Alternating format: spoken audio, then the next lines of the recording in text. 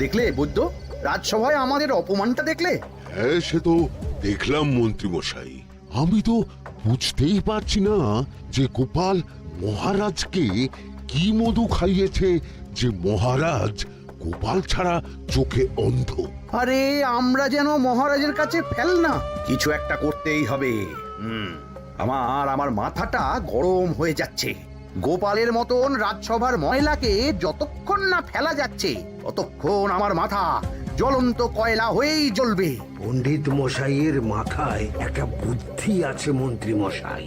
আপনি যদি সেই অনুযায়ী উঁচির কাজ করেন তাহলে বেটা গোপালের কপালে দুর্গতির সীমা থাকবে না। এই কি বুদ্ধি, কি বুদ্ধি?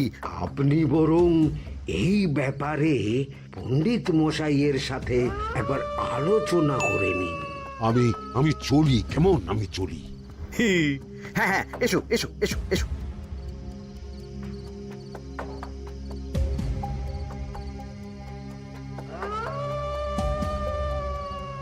আরে ওই তো আমার বাঁ হাত ঘটা আসছে, বেটাকে দিয়ে একটা কাজ করাতে হবে।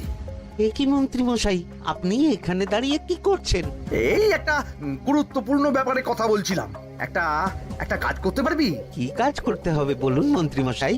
আমাকে একটু ঠান্ডা জল, পাতিলেবু আর পুদিনার পাতা দিয়ে শরবত বানিয়ে খাওয়াতে পারবি? সেসব আমার ঘরে ব্যবস্থা করাই আছে। চলুন চলুন, আমার সাথে চলুন। হ্যাঁ হ্যাঁ, চল চল চল চল চল।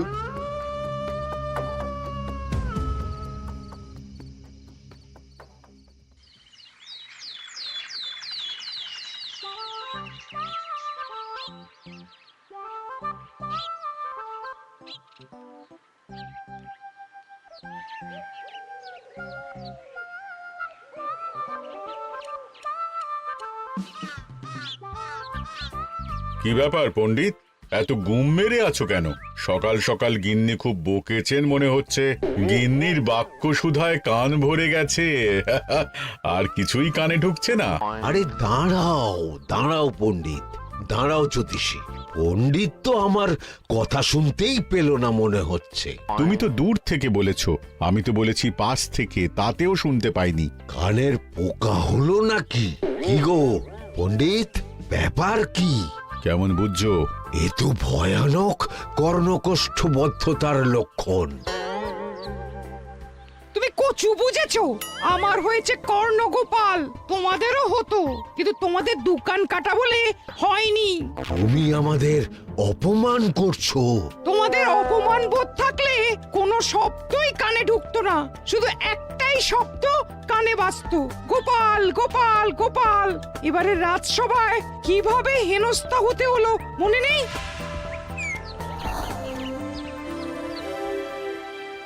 মহারাজ, একটা ভিক্ষা আছে। ভিক্ষার জন্য কৃষ্ণনগরের রাস্তাই সবচেয়ে উপযুক্ত জায়গা গোপাল, তুমি বরং সেখানেই যাও।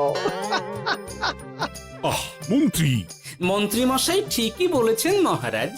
যে যার নিজের জায়গা থেকে কথা বলে। কুকুর বলে ভৌ ভৌ, বেড়াল বলে মিউ মিউ, কাক বলে কা কা।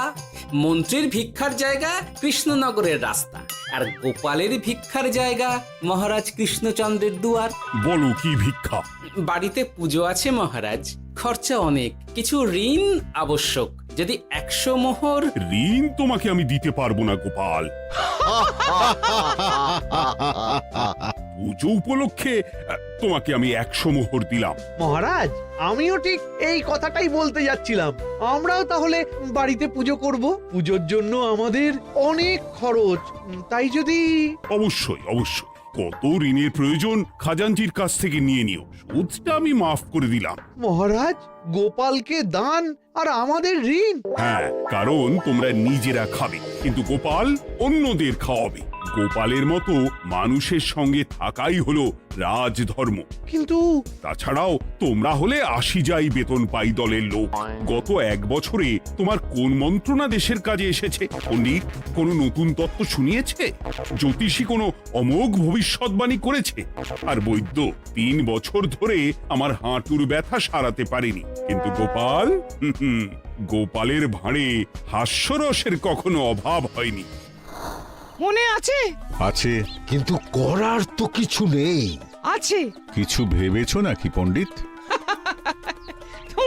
তোমাদের মনে আছে মহারাজ মোহর দেওয়ার পর গোপাল সেদিন বলেছিল, কি গোপাল, খুশি তো? মহারাজ, আপনি আমাকে এক মুঠো ধুলো দিলেও আমি খুশি। সেই ধুলো মুঠোই আমি সোনা মুঠো করে ফেলবো। মনে নেই আবার?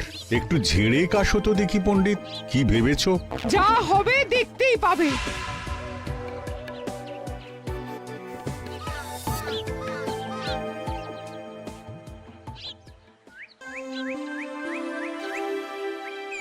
মহারাজের জয় হোক, মহারাজের জয় হোক। ওরে বাবা, এই যে সকাল সকাল চান করে ঠান্ডা লেগে গেল মনে হচ্ছে।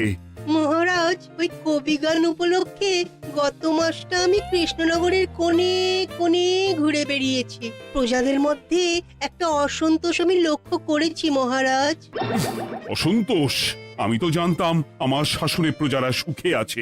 সুখে তারা ভাসছে মহারাজ, কিন্তু একটাই অসুখ, তারা মহারাজের দর্শন পায় না। তারা মহারাজের পদধূলির জন্য আকুল হয়ে আছে, মহারাজের দর্শন পাওয়ার জন্য চাতকের মতো অপেক্ষা করছে। চিত্রকরকে দিয়ে চিত্র অঙ্কন করিয়ে বিলি করে দিলেই হলো।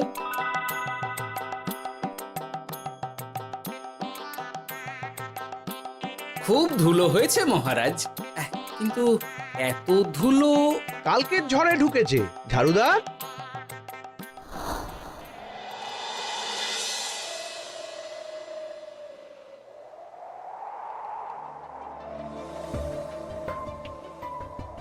এই সুযোগ, রাজসভা ফাঁকা, এমন ঝড় যে পেয়াদারাও বাইরে নেই। কাজটা সেরে ফেল, বুঝলি? কিরে, কাজটা কর।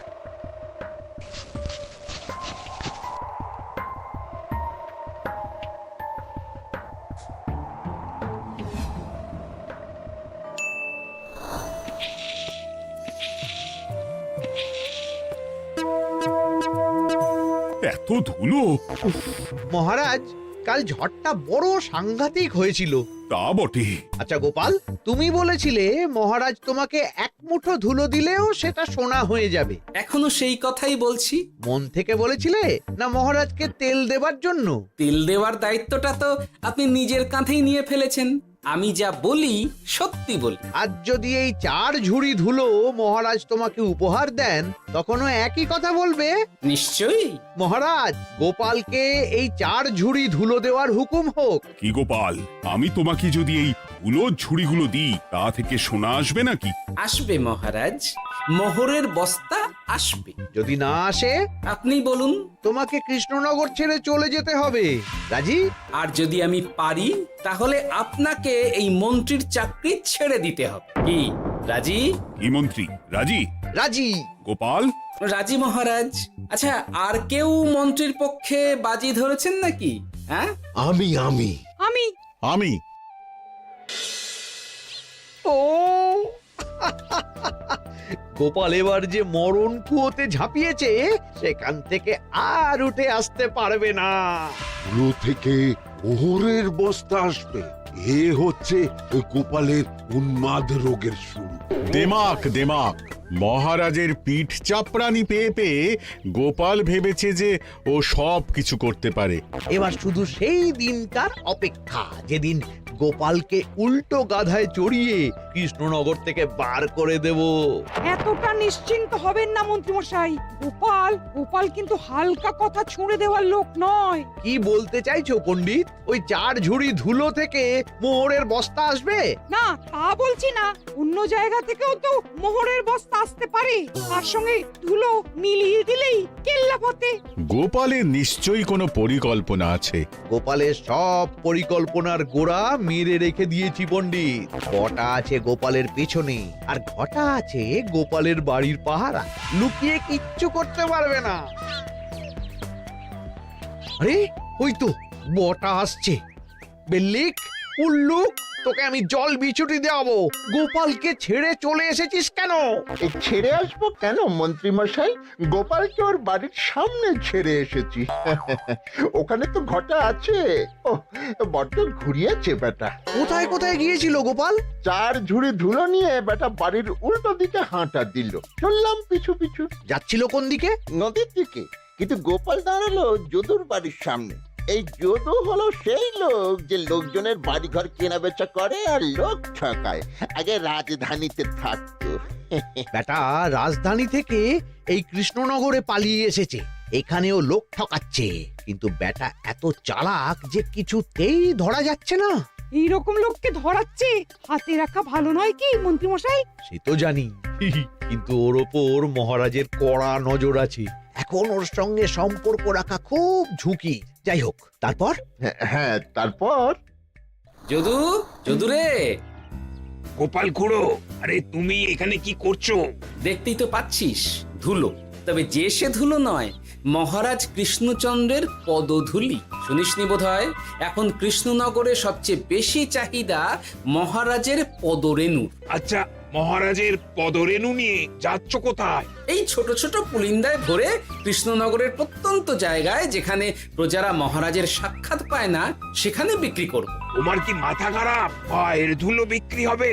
ওরে, গতবারে মাত্র 1 ঝুড়ি ধুলো 1000 মোহরে বিক্রি করেছিলাম, এবারে 4 ঝুড়ি। শোনো, তুমি আবার ঘুরে ঘুরে বিক্রি করবে কেন? তোমাকে আমি বরং 10 মোহর দিয়ে দিচ্ছি। তুমি আমাকে এগুলো দিয়ে দাও, আর বিক্রি করে যা হবে তোমাকে এই 40 ভাগ দিয়ে দেবো। ওই 10 মোহরে বদমাস যদুকে ধুলো বেচে গোপাল বাড়ির দিকে চললো।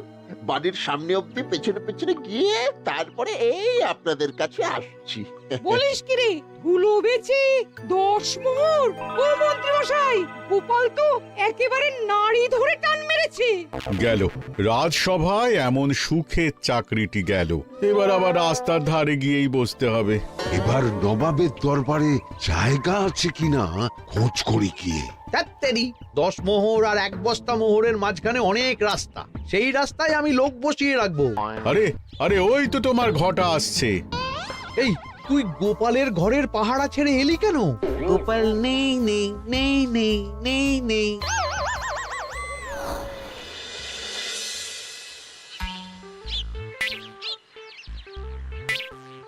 আরে, ভয় পেলি নাকি?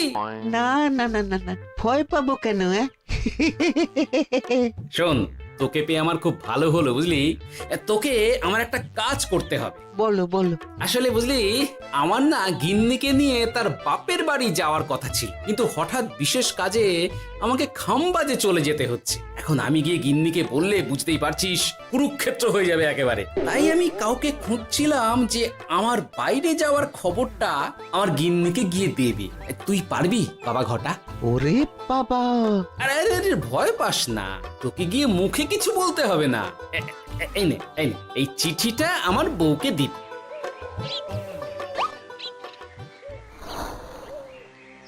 কৃষ্ণনগর ছেড়ে চুপি চুপি চলে যাচ্ছি, চালাকিটা দেখেছেন? ওসব চালাকি আমি তুড়ি মেরে উড়িয়ে দেব। কি করবেন? চারিদিকে আমি অশ্বারোহী গুপ্তচর পাঠাচ্ছি। গোপালকে কোনো চালাকি করতে দেব না।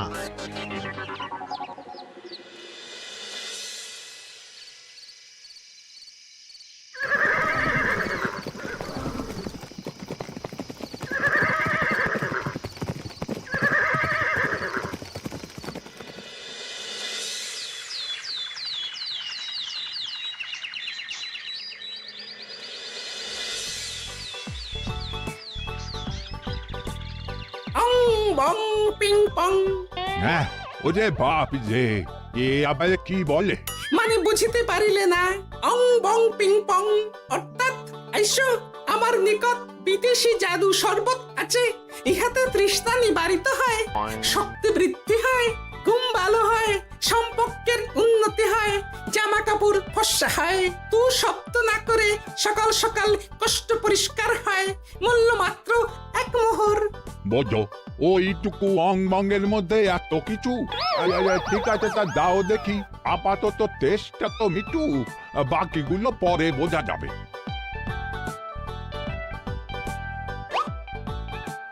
আহা বড় ভালো খেতে তো আহ, ঠং ঠং অর্থাৎ শক্তি বৃদ্ধি হলো।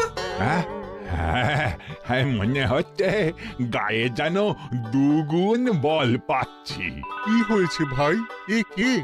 এ ভিন দেশ থেকে জাদু শরবত নিয়ে এসেছে গো। জাদু শরবত ভিনদেশ? একেবারে বহু ভুজা শরবত।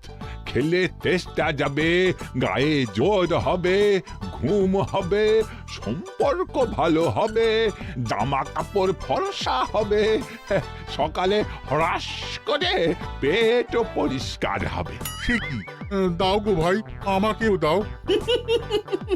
গুড় জল, সঙ্গে একটু ভাজা মশলা, আমচুর আর বিট নুন, শুদ্ধ দেশি জিনিস। জানলে কেউ ছুঁয়েও দেখতো না, কিন্তু একটু বিদেশি গন্ধ দিতেই একেবারে হট্ট মেলা। আরে তোমরাও এসেছো দেখছি। সং সং শঙ্কা, লং লং লঙ্কা। মানে অর্থাৎ এই শরবত খেলে আর শঙ্কা নাই, বুদ্ধি লঙ্কার মতন ঝাল হয়ে যাবে। তারপর ডং ডং ডঙ্কা, টং টং টঙ্কা, ফাইন ফাইন, অর্থাৎ টাকা আসবে আমার কাছে।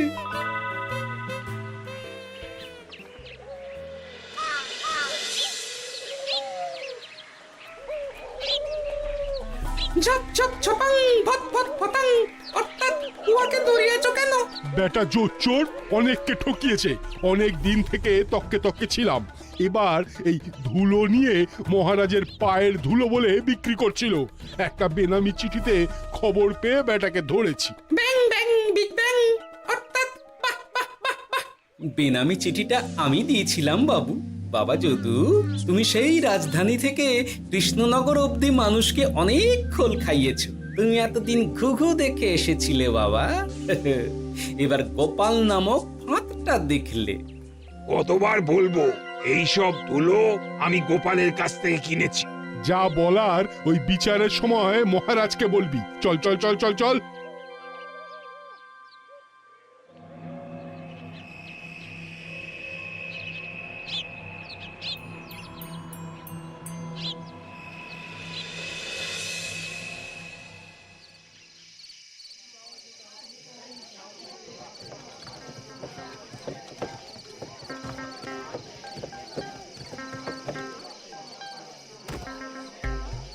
ঝন্টু মন্টু ননাংফু।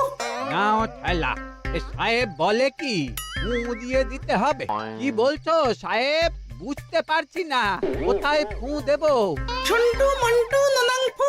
অর্থাৎ লবণ আছে? আছে আছে সাহেব আছে। কত লাগবে? ভান্ড ভরি আন্ডাকারি। অর্থাৎ যা আছে সব।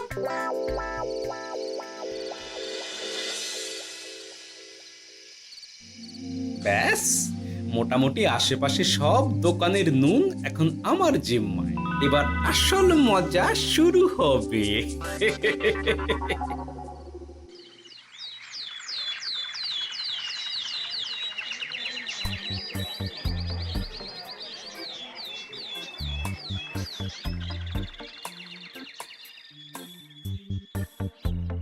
নুন আছে? না হুজুর, গোটা কৃষ্ণনগরেই নুন নেই। ওই দেখো, পুরো রাজসভাই বাজারে জড়ো হয়েছে। সন্টামনা, সন্টু মন্টু। এ আবার কি বলছে রে বাবা? সন্টামনা, সন্টু মন্টু। অর্থাৎ জনগণ শ্রবণ করুন। নান্টু কান্টু, নুন কিনিবেন আন্টু আন্টু। আসুন আসুন। আমার আমার এক সের নুন লাগবে। সেন্টু, অবশ্যই 1 সের লবণ 10 মোহর। 1 সের 10 মোহর? 10 মোহর লইবেন না লইবেন না? না, নেব না। উত্তম উত্তম, গান্ডা পিণ্ডে ঢিসুম ঢিসুম। অর্থাৎ তাহা হইলে নুনের বদলে গৃহিণীর প্রহার ভক্ষণ করুন। আমাকে 1 সের নুন দিন। আমাকেও আমাকেও। নুন ছাড়া বাড়ি ফিরলে গিন্নি ঘর ছাড়া করবে আমাকে। শুনলাম কৃষ্ণনগর থেকে নুন উধাও।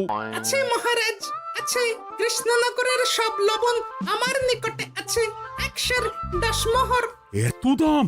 দাম তো হবেই মহারাজ। লবণ ছাড়া রান্না কেমন হবে ভাবিয়া দেখুন। ঠিকই বলেছ, রাজপাকশালেও তো রান্না বসেনি। 100 সেরের মতন রাজপ্রাসাদে পাঠিয়ে দাও। 1000 মোহর দিয়ে দাও।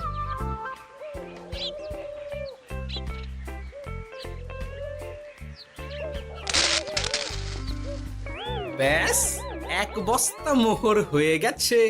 গোপাল, হ্যাঁ মহারাজ, গোপাল, যে 4 ঝুড়ি ধুলো থেকে 1 বস্তা মোহর রোজগার করেছে। ইয়া বাত! চলো রাজসভায়, পুরো গল্পটা শুনতে হবে। সকলেই এসো তাহলে রাজসভায়। কিন্তু মহারাজ, যারা বাজি হারলো তাদের তো চাকরি গেছে, তো তারা রাজসভায় যাবে কি করে? ঠিক ঠিক ঠিক বলেছ। আর যারা বাজি হারলো তারা বাদ, বাকিরা চল। এই সেরেছে, গোপাল তো আবার বাজি মেরে দিল। ও মহারাজ, আমাদের দেখুন। ও মহারাজ, আমাদের দেখুন। ও মহারাজ। হ্যাঁ